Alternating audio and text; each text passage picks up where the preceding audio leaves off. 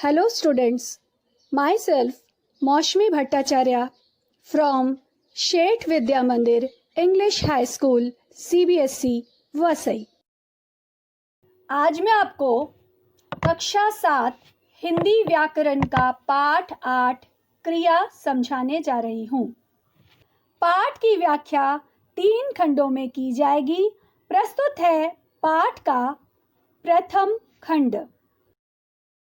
बच्चों, क्रिया किसे कहते हैं?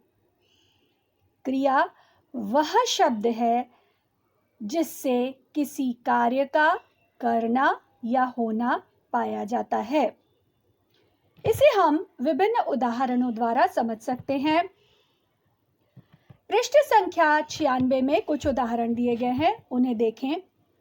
माँ खाना बना रही है, लड़कियां खेल रही हैं, दर्शक नाटक देख रहे हैं, बल्लेबाज रन बना रहा है, मोहित बीमार है, मेरे दादाजी कहानी सुनाते हैं, किताबें अलमारी में हैं, वह फल खा रहा है। उपर्युक्त चित्रों में से पहले 4 चित्रों में क्रमशः खाना बनाए जाने, खेले जाने, नाटक देखे जाने और रन बनाए जाने के कार्यों का बोध हो रहा है। चित्र संख्या 5, 6 और 7 में क्रमशः मोहित, बूढ़े दादाजी और किताबों की स्थिति या अवस्था का बोध हो रहा है। ये सभी क्रियाएं हैं। अतः कहा जा सकता है कि जिन शब्दों से किसी कार्य के होने या किए जाने का, किसी व्यक्ति या वस्तु की स्थिति का या किसी घटना के घटित होने का बोध होता है, उन्हें क्रिया कहते हैं। बच्चों, कार्य का करना या होना, करना अर्थात वह सारे कार्य जो हम करते हैं, जैसे खाना खाना, पढ़ाई करना, चलना, और कार्य का होना अर्थात वे सारे कार्य जो अपने आप से होते हैं, जैसे सूरज का उगना, हवा का बहना, हमारा सांस लेना। ये सभी कार्य के होने के अंतर्गत आते हैं। कुछ और उदाहरणों द्वारा हम बात को और स्पष्ट रूप से समझ सकते हैं। निम्नलिखित पद्यांश के रंगीन शब्दों पर ध्यान दीजिए। ब्रह्मा से कुछ लिखा भाग्य में, मनुज नहीं लाया है, अपना सुख उसने अपने भुजबल से ही पाया है।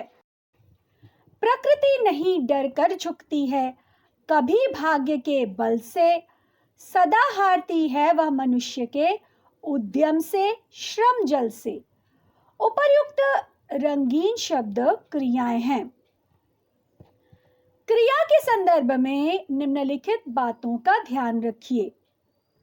पहला, कोई भी वाक्य क्रिया के बिना अपूर्ण होता है, अर्थात क्रिया के बिना वाक्य की रचना नहीं हो सकती।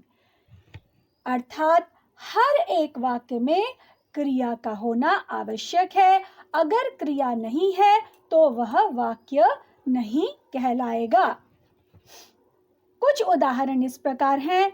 मैं प्रतिदिन व्यायाम करता हूँ, हम सब भारतीय हैं, हमें मन लगाकर पढ़ना चाहिए, कोरिया ने स्पेन को हराकर विश्व फुटबॉल प्रतियोगिता के सेमीफाइनल में प्रवेश किया, इरफान पठान को मैन ऑफ द मैच पुरस्कार मिला। उपर्युक्त वाक्यों में सभी रंगीन शब्द क्रिया को दर्शा रहे हैं। कभी कभी इस प्रकार के प्रयोग भी देखने में आते हैं, जैसे राम, श्याम क्या तुम कल मेरे घर आ सकते हो? श्याम नहीं। नहीं शब्द अपने आप में पूरा वाक्य है। इसका अर्थ है नहीं, मैं कल तुम्हारे घर नहीं आ सकता हूं। दूसरा उदाहरण, माँ, बेटा मैं तुम्हारे लिए नाश्ते में क्या बनाऊं? बेटा कुछ भी। कुछ भी का अर्थ है कुछ भी बना लो।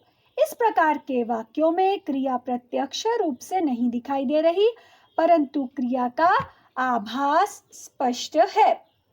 अर्थात इन वाक्यों से हमें पूर्ण वाक्य का या वक्ता द्वारा कही हुई बात पूर्ण रूप से समझ में आ रही है, इसलिए ऐसे वाक्य वाक्य की श्रेणी में आते हैं। क्रिया शब्द विकारी शब्द होते हैं। हमने शब्द विचार के अंतर्गत पढ़ा कि शब्द दो तरह के होते हैं, विकारी और अविकारी। विकारी शब्दों की श्रेणी में 4 प्रकार के शब्द आते हैं: संज्ञा, सर्वनाम, विशेषण और क्रिया। इस प्रकार क्रिया शब्द विकारी शब्द होते हैं।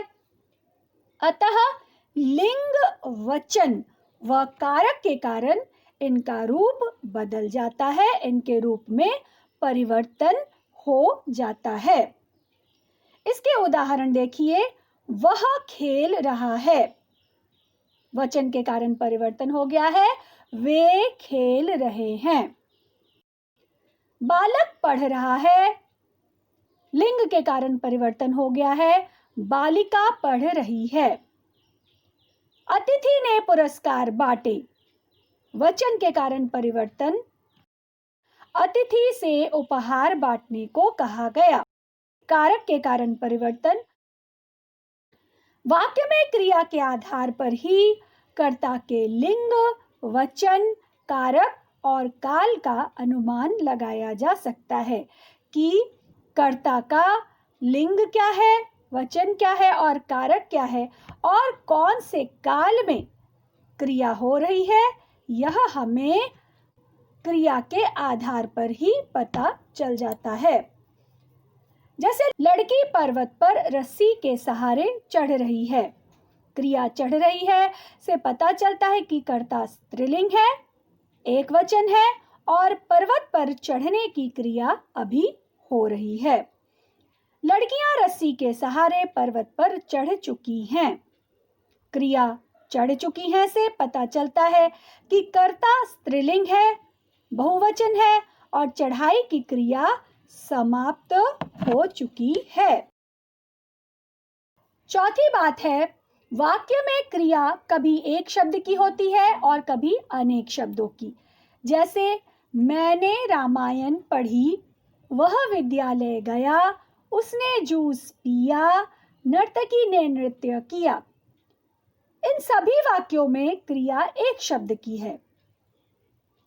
मैं रामायण पढ़ चुका हूँ, वह विद्यालय गया होगा, उसने जूस पिया था, नर्तकी नृत्य कर रही थी। इन सभी वाक्यों में क्रिया अनेक शब्दों की है। अर्थात वाक्य में क्रिया कभी एक शब्द की होती है और कभी अनेक शब्दों की होती है। जब किसी वाक्य में कर्ता विभक्ति चिन्ह के बिना आता है तो क्रिया कर्ता के अनुसार होती है। जैसे उदाहरण देखिए, वे बाजार गए। यहाँ पर कोई भी विभक्ति चिन्ह नहीं है, विभक्ति चिन्ह का प्रयोग नहीं किया गया है, इसलिए कर्ता बहुवचन पुल्लिंग के अनुसार क्रिया भी बहुवचन पुल्लिंग लिखा गया है, वह है गए। दूसरा उदाहरण है, सीता पुस्तक खरीद कर लाई। यहाँ पर कर्ता एक वचन स्त्रीलिंग है, इसलिए क्रिया भी एक वचन स्त्रीलिंग ही होगा, लाई।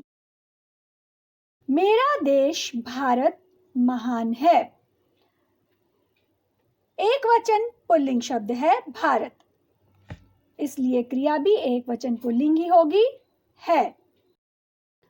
लड़के भाग रहे हैं, कर्ता है बहुवचन पुल्लिंग, इसलिए क्रिया भी बहुवचन पुल्लिंग ही होगी, भाग रहे हैं।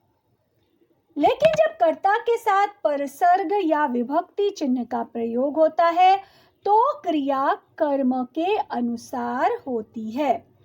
यानी अगर कर्म स्त्रीलिंग है तो कर्ता भले ही पुल्लिंग हो, क्रिया स्त्रीलिंग ही होगी। इसी प्रकार अगर कर्म पुल्लिंग है, कर्ता भले ही स्त्रीलिंग हो, क्रिया पुल्लिंग ही होगी। इसे हम उदाहरण द्वारा और स्पष्ट रूप से समझ सकते हैं। मोहन ने पुस्तक खरीदी। यहाँ पर कर्म जो है वह स्त्रीलिंग एकवचन है, इसके लिए क्रिया भी स्त्रीलिंग एकवचन ही हुई, खरीदी। राम ने रावण को पराजित किया। यहाँ पर कर्म पुल्लिंग एकवचन है, इसीलिए क्रिया भी पुल्लिंग एकवचन ही है, पराजित किया। सीता ने खिलौने खरीदे। यहाँ पर कर्म खिलौने पुल्लिंग बहुवचन है, इसलिए क्रिया भी पुल्लिंग बहुवचन ही है, खरीदें। उन्होंने टॉफियां खाई। यहाँ पर कर्म स्त्रीलिंग बहुवचन है, इसलिए क्रिया भी स्त्रीलिंग बहुवचन ही होगी, खाई। इस प्रकार हमने पाठ के प्रथम खंड में यह पढ़ा कि क्रिया किसे कहते हैं एवं क्रिया के संदर्भ में हमें किन किन बातों का ध्यान रखना चाहिए। पाठ का प्रथम खंड यहीं पर समाप्त होता है। द्वितीय खंड में पाठ के आगे की व्याख्या की जाएगी। धन्यवाद।